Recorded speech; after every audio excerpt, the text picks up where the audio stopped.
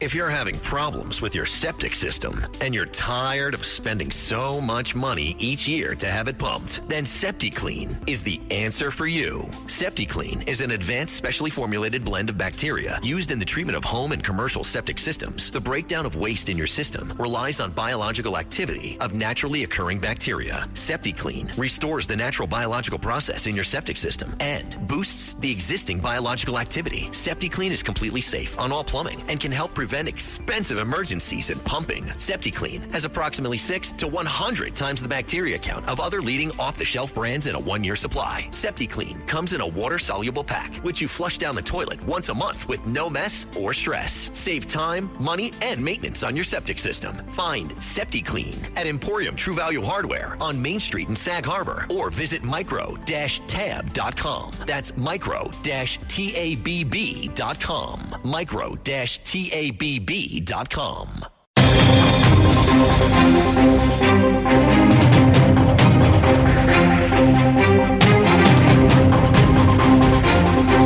This is The Other Side of Midnight, Election Night Special. Well, I don't know. Who knew that calling half the country garbage and Nazis wasn't a winning strategy? However, that appears to be the case. It is election night, technically the morning after election night in America, and results are still coming in. The scoreboard as it stands now is President Trump, depending on what media source you look at, President Trump is at 246 electoral votes. Vice President Harris is at 187 electoral votes. And we are still waiting on a number of key states, including Wisconsin, including Arizona, including Nevada. And we are waiting and watching these numbers in Pennsylvania, where so far Donald Trump seems to be ahead, but they are still not officially giving Trump Pennsylvania.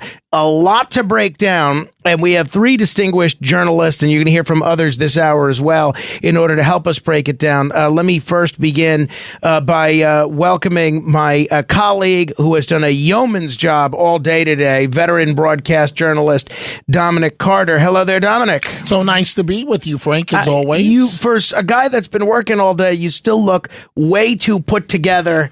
Loosen that tie, my goodness. Yeah, but you have on your tie, and you look pretty But I wake jazzy. up at the time you start your first show. So I've got an excuse. I should look tan, rested, and ready. Let me also... My tan is natural. Yes. Let me also say hello to... I wanted to get as much of a blend as possible in terms of different perspective as possible. John McDonagh, who's not only a radio talk show host, but a playwright, a playwright, a comic, a cab driver, and somebody that's on one of New York's leading progressive outlets as well. Hello, John McDonagh. Thanks for having me up today. The knives are out. I'm sharpening them here. I bet. And somebody who's got a lot of experience, both from a media perspective and from a political one, is a Republican political strategist and nationally syndicated talk show hostess, Jen Kelly of All American Radio. Hello there, Jen. Hey, Frank. It's certainly an exciting thing, and obviously we're watching what's going on in Pennsylvania, Michigan, Wisconsin, Arizona, and Nevada. Hopefully there'll be some news over the next 4 hours in terms of what the results of this presidential race is. We'll see. Dominic, how do you view the state of the race at this point? Trump ran his race. Kamala Harris should have never been the Democratic nominee. By all accounts, by every account, the woman to date still has not held a single news conference. And already the Democrats are blaming Biden. Watching CNN, one commentator stated she could not outrun Biden's economy. No, okay, maybe there's some truth in that. But she was a horrible candidate. Mm-hmm. I mean, no matter how you slice this, Frank, and the polling numbers are reflecting that. You know, I like to... When I say polling, I mean the election numbers. Right. One of the things people like to do is go back at different points in history and say, if this happened, if that happened.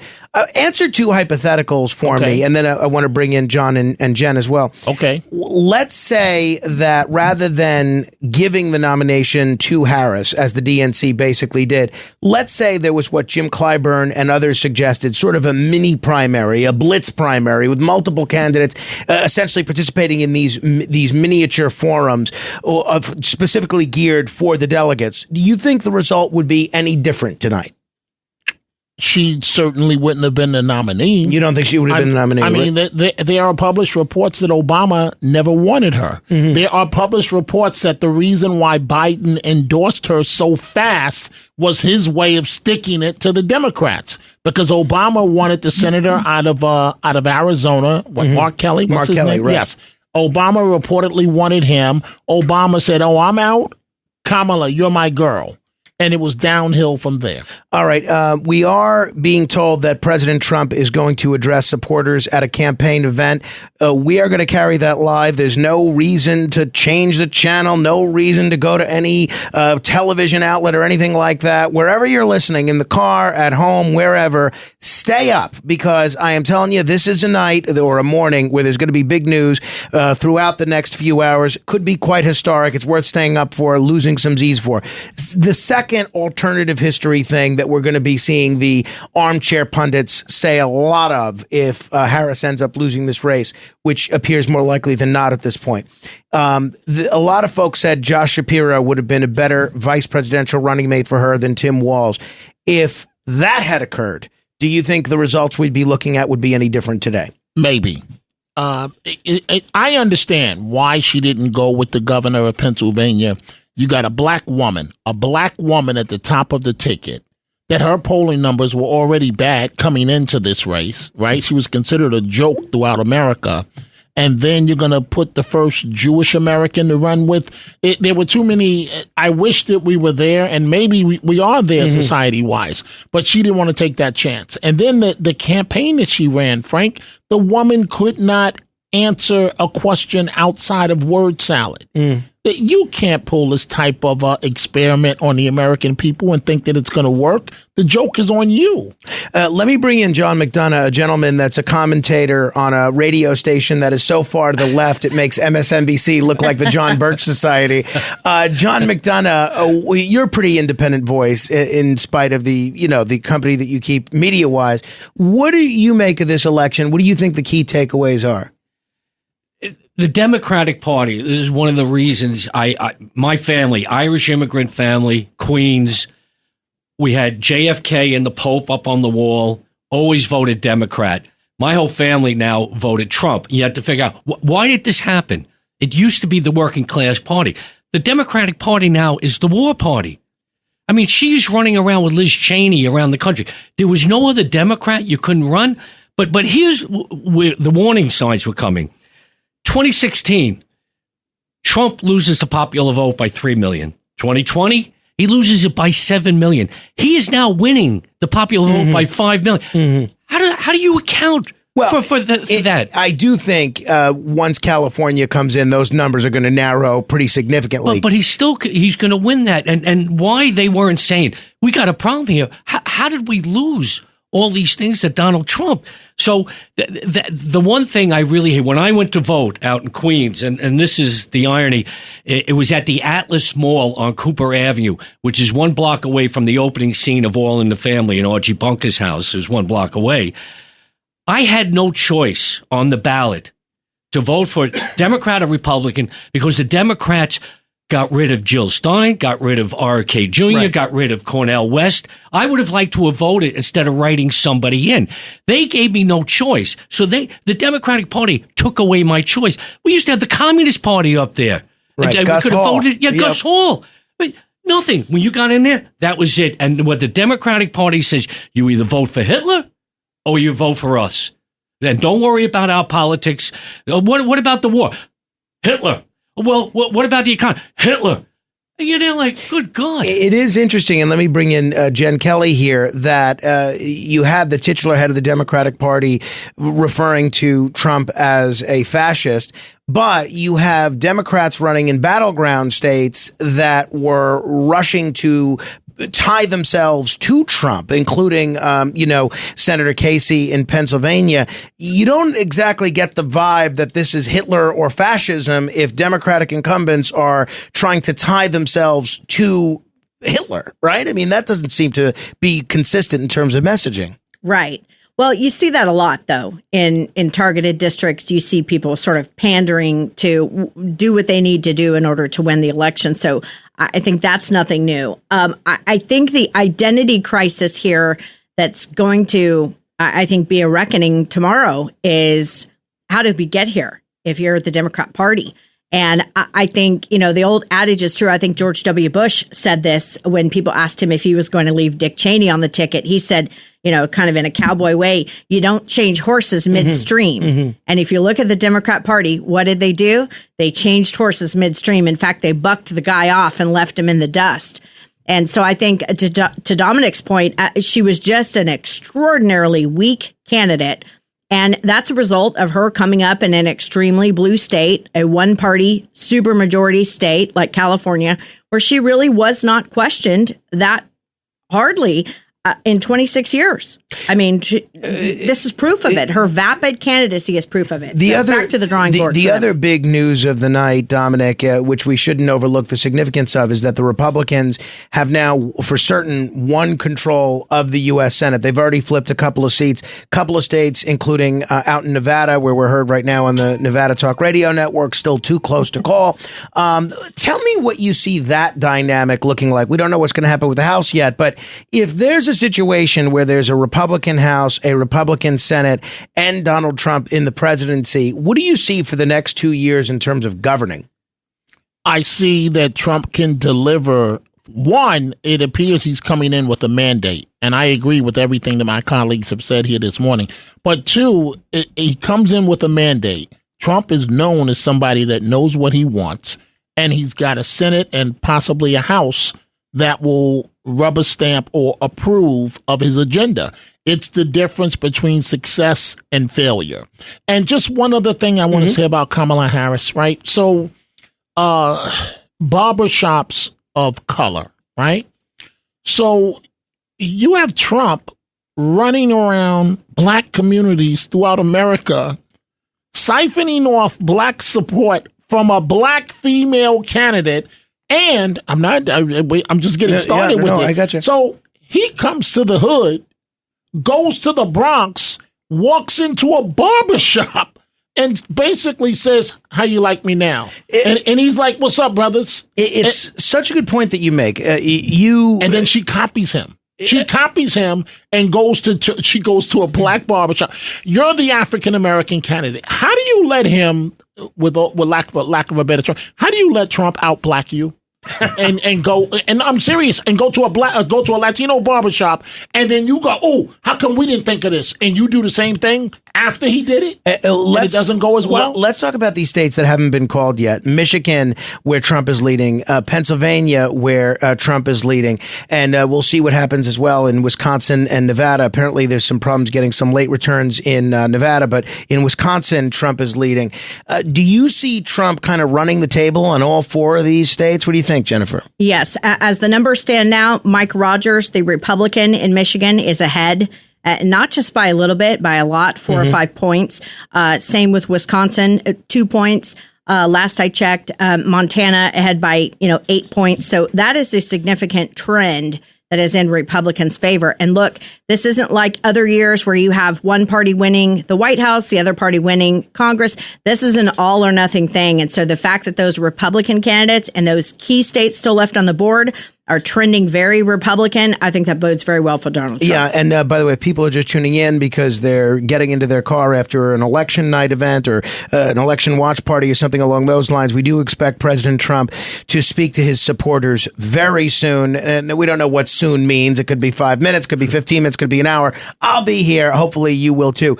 John McDonagh, one point that Dominic made about kind of Trump going into the lion's den. There were a lot of people, I think probably including me, that thought it was a little bit of a waste of time for him to be doing campaign events in places like the Bronx and heavily Democratic areas. Yet, if you look at his numbers in New York City, in terms of the vote total, very, very blue, New York City, he's basically doubled his vote total from 8 years ago. Apparently, Trump was onto something with this sort of a strategy. What do you think, John? Listen, and he had no problem going into these places. And if doing photo ops, they can go horribly wrong. All you need is one or two people just going absolutely berserk and charging him or anything. But he had the confidence that he could go in there. Frank, I want to go back when you said about now the Republicans controlling the Senate. The arrogance of the Supreme Court, just like Ruth Bader Ginsburg, she was offered, retire now, Obama can pick your thing. They had offered some of these people on the Supreme Court, go now, we have the Senate, we got Biden in. Ego and arrogance. By the way, breaking news, just a race that we're keeping an eye on. Breaking news. Pennsylvania has just been officially called for President Trump. So is now looking at like the scoreboard is at 267 electoral votes for Donald Trump, 216 electoral votes for Harris. Now 3 away from the 270 that is needed to clinch the presidency. And the states that are all outstanding, Arizona, Nevada, Wisconsin. As of now, Trump is leading in all those states. So if he wins just one, he's the president. So I imagine, Dominic, when Trump comes out, he's going to be doing something of a victory lap. Newsflash. As I've been saying all night, I know why you guys are cautious because of 2020, but it's over. Trump is the president of the United States of America. And Frank, what does it tell you? You have 3 people, right? Yeah. And you're a very smart guy. You know, I have no problem saying that to you, right? And I love when you acknowledge that when you said something and maybe it didn't work out. So like when I remember when you was questioning me when Trump was going to Democratic areas and you were looking at me like I had 2 heads. But you have 3 people, very different people, and we're all basically saying the same thing. No, that's for sure. And I think that's why Trump was waiting for Pennsylvania to be called to come out, because now he can take the stage with authority, with true authority, Frank, and say, hey, it looks as if I have won. Kamala Harris's supporters have all gone home. It's ours unless we wake up tomorrow and someone has stolen this election from us. And here's what the Democrats are going to do now. Because they've been playing identity politics instead of class politics. I always knew them as the working class party. The reason that she lost is because of white women. It's because of men. It's because of union workers. No, it's because the working class abandoned you. They pick all these individuals. Oh, if the white women or men with testosterone, if they had only voted. This is ridiculous. They lost the working class. And they're still going to play it. I saw MSNBC. They were crying about, this is the fault of white women. Men, working class, unions. Well, how big is it going to be before you just say you lost America? It's refreshing. It's refreshing, though, not to blame Vladimir Putin and Julian Assange and James Comey. No, that's at the other end of the list. Exactly. Don't worry about that. Exactly. They're going to come in on it. Let me ask all 3 of you, and we're going to go live to Pennsylvania shortly. In addition to waiting for President Trump's remarks, we're going to check in with Isaac Saul, who's the editor and founder of Tangle News, who's been doing a great job covering this election from Pennsylvania. What do the next 2.5 months look like? Assuming Trump is announced in the next few hours as the president-elect, President Biden is now the lamest of lame ducks. Where does the transition process go? What does that look like, the transfer of power from the Biden team to the Trump team? Are we going to see a flood of pardons with Hunter Biden on the top of the list? The transition starts today, unofficially. The big question mark in all of this is Judge Merchant. What does he do now who has to sentence Trump? There's no way in the world, I don't care how much of a key Democrat you are, that you're going to sentence the president-elect of the United States of America to jail. So he'll probably give him, and I have nothing to base this on, that's the first big question, house arrest. But look at all of those people at Trump headquarters. Oh, yeah, they're fired up. And I mean, so the transition starts. And I really believe, I don't think it was a coincidence that the first lady wore red to go vote. I don't think it was a coincidence that Trump that Biden, as a joke, put on the Make America Great Again cap. I think Biden is livid. And he has a right to say, I could have done as bad as she did tonight. I think that's fair. Jennifer, where do you see the next few months going? Well, it's just an incredible victory if Trump was able to, think about this, overcome 91, I think, charges over 4 jurisdictions, different states. I mean, the transition of this guy from that in the late spring, early summer to a man who was nearly killed and rose up and said, fight, fight, fight. And then by the end of the campaign is working the shift at McDonald's and driving the trash truck. This is a master class in campaigning. Doesn't matter which party. The Democrat Party is going to respect this greatly. The true professionals in the party, like Carville, Axelrod, those guys are going to wish they had a campaign like this. John McDonagh, if the Democrat, we all know, and unfortunately this has been the case for the last 20 years, but tomorrow the 2028 presidential campaign begins. I have to think Harris is not high on anybody's short list for first choice as the Democratic nominee in 2028. You're getting all this wrong. I predict she's going to be the first woman president. When they take him out of the straitjacket, Biden, now that he's being held by the National Guard in the White House, and they release him tomorrow, they might do the 25th Amendment, and they make her the president for about 3 or 4 months. She gets to wave the flag, and she'll be the president.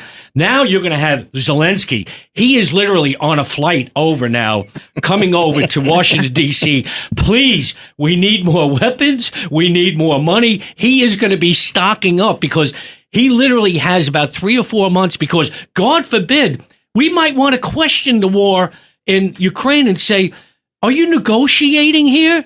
Are you doing stuff? I mean, all right, if you're in Pennsylvania and you're working at these munitions factories, you're working 24/7. I mean, we cannot send enough bombs over. And now we're using our Christian bombs to kill those godless communists from North Korea that the bombs are going to be used on. So Zelensky, as we talk, is in flight to Washington, D.C. By the way, NBC News is reporting that they've turned off the news feeds at the Harris headquarters and are playing music instead. The NBC News reporters saying Lady Gaga? It's pretty You mean music. Maybe it's Beyonce, right? It's pretty silent. A lot of glum looks. At a nearby Harris event, the situation was described as that of a funeral. So we will see where this goes. Before we check in with Isaac Saul and go live to Pennsylvania, and before we await the president's remarks, Dominic, look, I feel silly asking this in an election full of unprecedented things, multiple assassination attempts, multiple criminal convictions, multiple civil lawsuits, an incumbent president stepping aside for the first time this late in the cycle, someone getting nominated by a major party without getting any votes for the first time.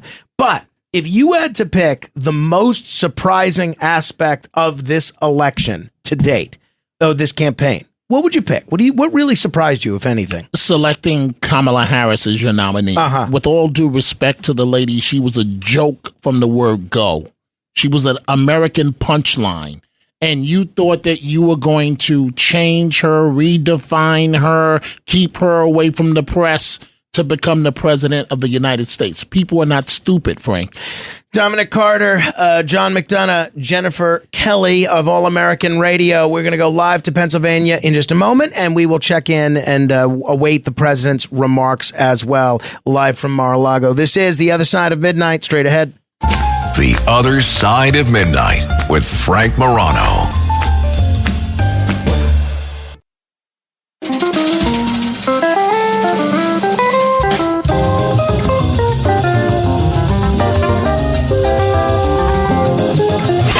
It's The Other Side of Midnight with Frank Morano.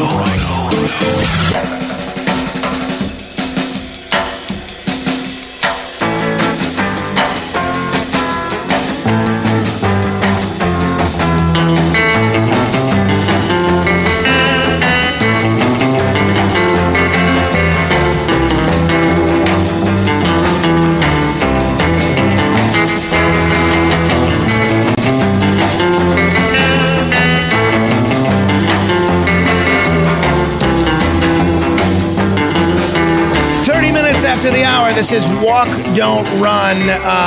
This is a birthday bumper music selection by Jeffrey Lyons, who may have used his birthday wishes improperly, because I know he's no Trump supporter. We are seeing some results that look very, very good for the president. In fact, breaking news. This is a Red Apple Election Night Update. Decision Desk HQ, which is a pretty unbiased source for election results and things of that nature, they have officially declared, or they have officially projected, that former President Donald Trump has won enough electoral votes to win the presidency. In addition to the Commonwealth of Pennsylvania, they are giving him 2 congressional districts in Nebraska and 1 in Maine, which would bring him to 270. Again, the states that are outstanding: Michigan, Wisconsin, Arizona, Nevada. At this moment, President Trump is ahead in all of those states. But the most recent state that was called was the Commonwealth of Pennsylvania, which obviously went for Trump in 2016, went for Biden in 2020, and was at the center of a lot of claims of election malfeasance, election fraud. One journalist who sort of made an international name for himself by basically responding to all the claims of rigged voting in the 2020 election was Isaac Saul. He's the founder and editor of Tangle News. He joins us live from Pennsylvania. Isaac, give us your take on the results that we're seeing so far. I mean, look, I think the race is effectively over now. So I'm your first guest who can really say that. But Fox News has called Pennsylvania for Donald Trump. From the first moment that the results started coming in, things were kind of trending this way. I mean, he's outperformed his 2020 numbers and even many of his 2016 numbers in almost every way. And Fox News is calling Pennsylvania, and Pennsylvania was the only path that Kamala Harris had left to the presidency. So I think the race is over at this point. Donald Trump will be the next president of the United States. Republicans look on track to have at least 53 seats in the Senate. And the House race looks like it's basically a jump ball and slightly favors Democrats right now. So a very good night if you are a Republican, conservative, Trump-supporting voter in America. Isaac, I know there's going to be a lot of people in Democratic circles seeking to answer the question I'm about to ask you over the next 48 hours in the next 4 years. But what did Kamala Harris do wrong? Was she doomed to have this kind of result from the beginning? Or could she have won this race if she had done certain things differently?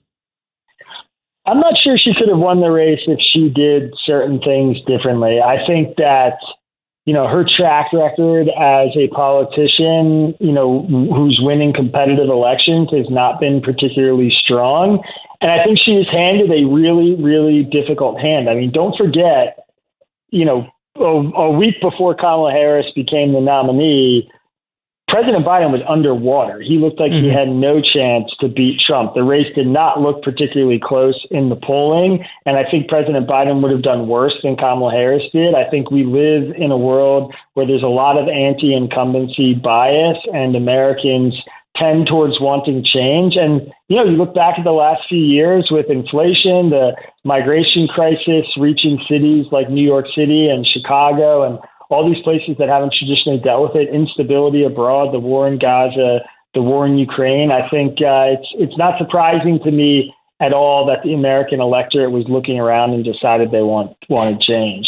I know that you predicted Trump that he would win this one, and I know a lot of readers to the Tangle newsletter, of which I'm certainly one daily, they took issue with that prediction. How is your map going in terms of how reality is unfolding? Yeah, so I had a little bit of a zag from the herd, I guess you could say, because looking at all the states individually, my read was that Trump was actually going to win Michigan and Wisconsin and lose Pennsylvania and North Carolina, but still win the presidential election. Now, as we sit here tonight at 1:30 a.m., he's obviously won Pennsylvania and North Carolina now, so I got those two wrong. But he looks actually pretty well positioned to win both Michigan and Wisconsin, which, turns into an electoral blowout pretty quick. And I think what I was picking up on was that he had a lot of strength with voters that he didn't have strength with in 2020. And we've seen, even in states like New York and New Jersey and Massachusetts, a huge swing to the right in this election so far based on the results that we're seeing. I mean, Trump is really putting together a coalition that a lot of people didn't think he was capable of putting together. We'll have more clarity on it as the results come through. But yeah, it's a bit of a mixed bag for my map. I mean, the top line was that I thought Republicans would win the White House, win the Senate, and lose the House. And I think that is looking pretty strong right now. But I was expecting Harris to at least win one or two of these battleground states, and I'm not sure she's going to, based on how things are trending. Yeah, as Donald Trump prepares to join Grover Cleveland as the only president elected to 2 non-consecutive terms, you were in Pennsylvania. You were doing a live election night broadcast for Tangle, which people should check out. Everybody reads Tangle, from Elon Musk to Bill O'Reilly, progressives, conservatives, everybody in between.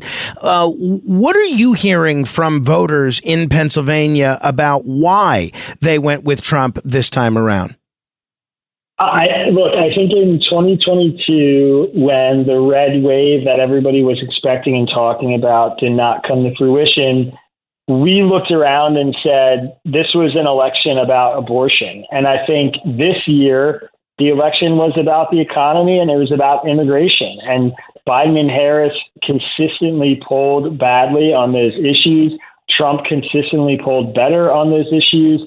We just lived through a few years of astronomical rises in costs that I think soured a lot of voters on the state of the economy and the future of the economy. And so, unsurprisingly, when you talk to, Biden to Trump voters here in Pennsylvania, or independents who are breaking for Trump after breaking for Biden in the previous election, the first thing that they talk about is the economy. They talk about the cost of living, they talk about the cost of energy, and they talk about immigration. And I think those were salient issues. Isaac Saul, I appreciate it very, very much. If people don't subscribe to the Tangle newsletter, they absolutely should. It's a great source for unbiased journalism and comprehensive perspectives on some key policy issues. Isaac, thanks again.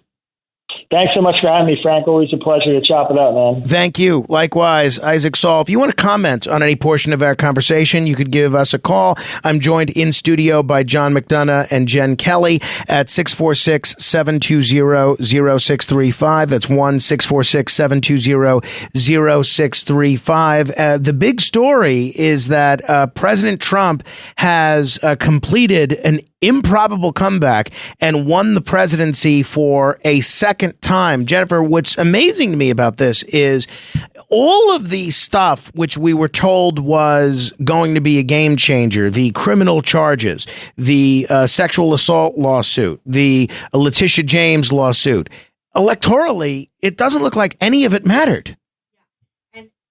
Yeah, and look, the other thing that didn't matter that could be added to that list was the 2022 Dobbs decision overturning Roe versus Wade. I remember being on your show. We were talking about my book, The Real War on Women. And I said, hey, women out there ought to be concerned about 14 other things other than abortion. And guess what? They ended up being more concerned about the economy, the border crisis, the cost of groceries, the cost of gas. It just shows how smart the American voter is. After 3.5 years of being told not to believe their own lying eyes, they were able to see what's happening out in the country. And, I travel a lot. I travel to the West Coast. I travel to the South quite a bit. And the things I was hearing from people who were not normal Republican voters, people who are swing voters, mom voters, my focus group of moms across the country, they were growing increasingly concerned about these other issues and not the Dobbs decision. So that, I think, is the other big story of the night. As John said, the white women even rejected Kamala. That is significant because the college-age white women are the women who've been obsessed with abortion rights, and they did not turn out for Kamala Harris. John McDonagh, one of the interesting things to watch when it comes to this time of night, and this was the case in 2016 as well, is different media outlets have different electoral vote numbers. Now, again, people go through whatever process they want. I'm looking at CNN and MSNBC. They have it at 246 electoral votes. I'm looking at Fox News. They have it at 267 electoral votes.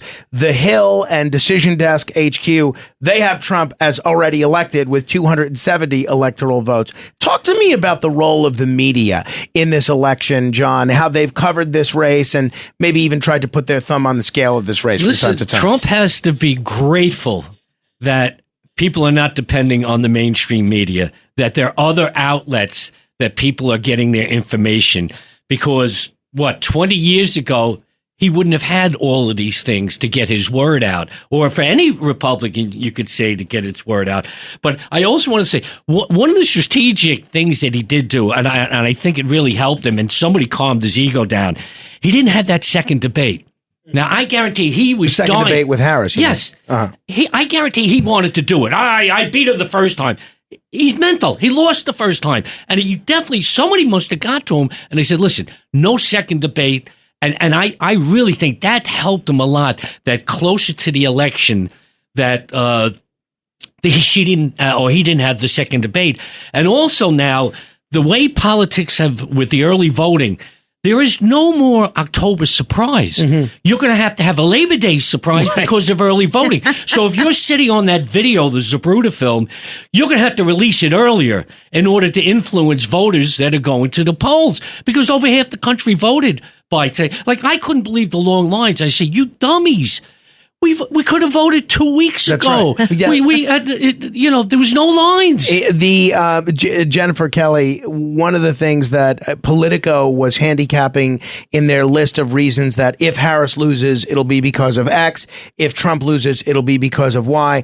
The second or third item, this is a day or two ago, that Politico listed as to why Trump lost is because of his selection of J.D. Vance. Understanding that Trump has won this election, was it a help, a hurt, or neither to select J.D. Vance as his running mate, in your opinion? Oh, it was definitely a help. And look, I'm one of those people who questioned it when it happened. Remember, immediately they unearthed this tape of J.D. Vance talking about childless cat ladies, of which I am one, except I have a Frenchie, not a cat. But basically the same thing. And look, it is clear to me that Donald Trump pushed all the chips in on the male vote, especially the male working class vote. And that strategy really, if you look over the last 7-8 weeks, has paid dividends for him. And I think it will in the exit polls tomorrow, when everyone wakes up and starts kind of sifting through the numbers. I think the demographics are going to be very interesting. Not just the white middle class working vote, male vote, but also the black male vote, I think, is going to be a key storyline in this election. And look, I'm told that the decision Trump made, he was going to pick someone else. He was considering Nikki Haley because, she checks a lot of those identity boxes that we need to win elections. And I was told after the assassination attempt, he met with his family, his kids, Don Jr., who's very close to J.D. Vance, and they settled on J.D. Vance because he thought J.D. could be a real pit bull for him. Trump was planning to kind of take the back seat, be the more diplomatic guy after the assassination attempt. So that's how they ended up with J.D. But look, they chose a guy from a manufacturing state, a working class state. I think that helped right off the bat. That probably won them Michigan and some other states that he's going to rack up, and definitely Pennsylvania. Yeah. So all around great decision. Frank, I'm looking at the popular vote. He's now winning by more than 5 million. Jill Stein's got 500,000. Robert Kennedy has got 500,000 votes. Wow. And also, the Libertarian Party has 500,000 votes. And by the way, in the case of Robert F. Kennedy Jr., who I was a supporter of, if he's been urging people for a month and a half now not to vote for him. He's saying he got 500,000 votes. That's incredible. Imagine if he told people to vote for him. And the Democratic Party went into court in Michigan after they fought to keep him off the ballot. Yeah. Went in, and then you know what they're worried about? That's going to be kind of expensive to redo ballots. Just leave him on. Don't worry about it. So if you include this 500,000 votes that RFK Jr. got, it starts adding up. And like I said, I'm with Veterans for Peace and I'm on their email list. And what normally would happen, they would say, if you live in New York, vote for the Green Party because it's not going to hurt the ticket and stuff like that. We didn't even have that choice. Right. Like when I went in there, I said, this is BS. No, you write it, but who's going to write it? I mean, really, Mickey Mouse. You hear all this stuff about it. And what the emails I was getting, they said she needs the Green Party, Jill Stein, 130,000 votes in order to get on the ballot here. So New York has made it so hard. We'll never get a third party party to get on the ballot here. So the Democratic Party is limiting that all they want is us and them, and that's it. And that's the one thing I detest. And it reminds me actually of the Republican Party 10 to 20 years ago in the state of California. They had an exclusionary thing where they didn't want the open primary. No, you really have to only vote Democrat or Republican. And look at how the Republican Party in California has shrunk.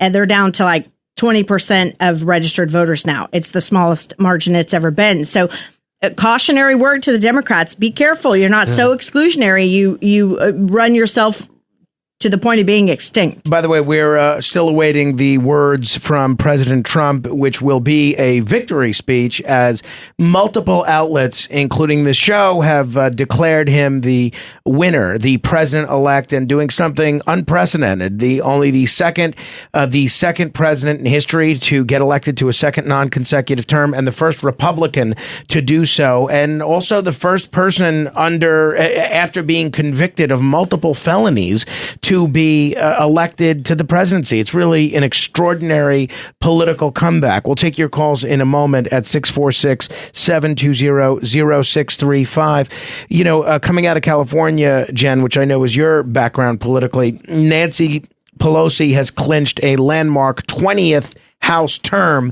How do you guys see the House playing out? We may not know that for a few days, but what are you seeing? What are you feeling in terms of where the House goes at this point? Oh, look, I think the House is still up for grabs. There are at least 5 seats in California that could go Republican. And if you look at how these other Democrat states have gone and how Kamala Harris is underperforming and Donald Trump is overperforming, I think there is still an opportunity for Republicans to take the House. Look at the city of Huntington Beach. It's in the heart of Orange County. It's a beach town. It has a Republican mayor. I came up in the Orange County Young Republicans around those areas. And look, you have a staunch conservative that's been pro-Trump unabashedly.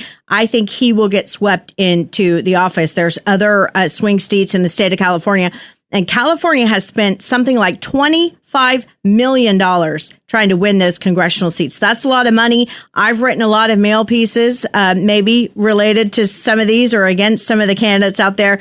And I can tell you that they're going to leave no stone unturned. And again, Kamala Harris, even though she's a home state gal, people know her record a lot better out there than they do in the rest of the country. All right. We'll continue in a moment. 646-720-0635. This is The Other Side of Midnight. Straight ahead. The Other Side of Midnight.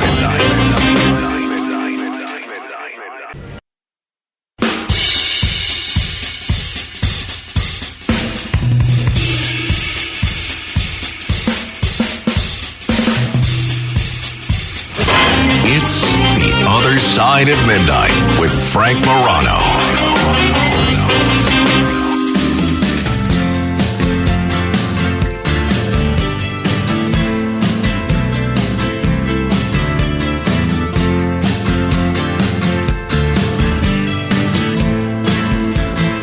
Oh, life is bigger. It's bigger than you. You are not me. The links that I will go to, the distance in your eyes. Oh no, I've said too much. I set it up. That's me. REM, Losing My Religion. This is a birthday bumper music selection from former Congressman Dan Donovan, who, as a supporter of President Trump, clearly used his birthday wishes pretty well. If you're just tuning in, it is indeed an historic night. Breaking news. This is a Red Apple Election Night Update. Donald Trump has been elected to a second non-consecutive term to the presidency. This is extraordinary. This is historic, whether you love Trump or hate him. We've never seen a political comeback like this in American history. This is one of those moments that people are going to be talking about where they were when this occurred. And to add to the breaking news and to the continuing electoral landslide that Trump seems to be on the precipice of, we can now call Wisconsin officially for President Donald Trump. So depending on what math you're using, Trump is either at 277 electoral votes or 280 electoral votes. But President Trump has indeed won the state of Wisconsin, and he will be the 47th president of the United States. Joining me in studio is John McDonagh and Jennifer Kelly, two media personalities who represent opposite ends of the political spectrum. John, what do you see in store for the next 4 years? You know what, Frank, there's another problem with our process here and elections and politicians. You talked about Nancy Pelosi. How old does she have to be before she gets her pension? She's using the playbook of Strom Thurmond and Dianne Feinstein. You have to literally be carried out in a coffin now to go out. So why would some young person want to get involved with politics in your area, knowing that the person who got in is going to go to 80 or 90 years old? So why waste your time? Yeah. I mean, it is ridiculous what's going on in our politics. And, you know, even Trump is up near 80 now, even though he's really only going to be president really for 2 years. And then he'll golf the last 2 years because J.D. Vance will be in high gear then, as you know, with Trump being a lame duck president. And he'll be running in 2028. And now I'm sure, just as was the case in 2016, I know this is the case. There are a lot of people that are totally despondent about this. On this family group chat that I'm on, my sister Claudia earlier, when I sent her the fact that it looked like Trump was going to be reelected, she said Trump winning is the worst possible thing that could happen. Speak to those people, John, that think this is the worst thing ever. I deal with it at the other station because you compared him to Hitler. We already lived through 4 years of Trump. We lived through Trump hiring Omarosa to work in the White House. Bolton, who never saw a war he didn't like. We went through 4 years of that. And actually, because now Trump is going to be a lame duck president, he's really only going to be in charge, you could say, for 2 years, because then the 2028 election. And stop with the drama. Stop with the drama queens out there and jumping off buildings and go, oh my God, Trump got in. We already had 4 years of them. What are you talking about? Jennifer, before we say goodbye, I know you've had a long day too in terms of election commentary. Give me your kind of closing thought on this historic comeback that we've just witnessed. It is nothing short of a masterclass in just political presidential campaigns, in terms of political turnaround, in terms of PR crisis after PR crisis. And really, the credit really goes to Donald Trump and his inner circle, people like Jason Miller, the message discipline of this guy to keep the economy the number one issue, to keep the border the number two issue. Nothing short of a masterclass that needs to be shown in every journalism and political school. All right, let's check in with another guy that's no stranger to controversy, a former New York Republican Congressman George Santos, also the only living member of the House to be expelled, but that's a discussion for another day. Congressman, give me your kind of take on what we're seeing from a presidential perspective and on the House and Senate front. Well, Frank, thanks for having me. So, look, obviously a lot of emotions going on throughout the country. Half of the country feels absolutely ecstatic. Half of the country didn't have it the way they wanted it. Here's a reality. Democracy is alive and well. Yeah, I mean, a fair election. Yeah, and so far there's no, at least none that I've seen, no claims of any sort of shenanigans or anything like that. Absolutely not. Clean election. Here's what I'll say, Frank. Let this be a lesson for Democrats that messaging matters. Stop using fear on your voters, calling him Hitler, calling him a threat to democracy. President Trump was president of this country and saw the most peaceful period in American modern history under his watch. No engagements in new wars, withdrawals, de-escalations, peace treaties, a booming economy, all up until COVID. President Trump was en route to be reelected in 2020 if it wasn't for COVID. So I just want people to look back, sit, and analyze. This is not about personalities. This is a referendum. This, Frank, by tomorrow morning, this can end up to be the biggest mandate in modern political history. He might swing the entire blue wall of the Rust Belt all over again. He might flip 2 unlikely Senate seats. George, I have to end it there for a hard break, top of the hour. If you want to hang on and join us after the top of the hour, you're welcome to. I'd love to hear more of your take, especially as it relates to the House. I know you've had a long night as well. You're welcome to get some rest. We're all waiting on the words of the president. Either way, George, thank you. Thank you, Frank. Thank you, George Santos. John McDonagh, thank you. How can people get a hold of you? All right, I'm doing a storytelling salon at QED Comedy Club on November 12th with a lot of retired firemen and cops, a cab divis. Just type in cab divis Jen and Kelly, it pop up everywhere. AllAmericanRadio.com. Boom. Your influence counts. Use it.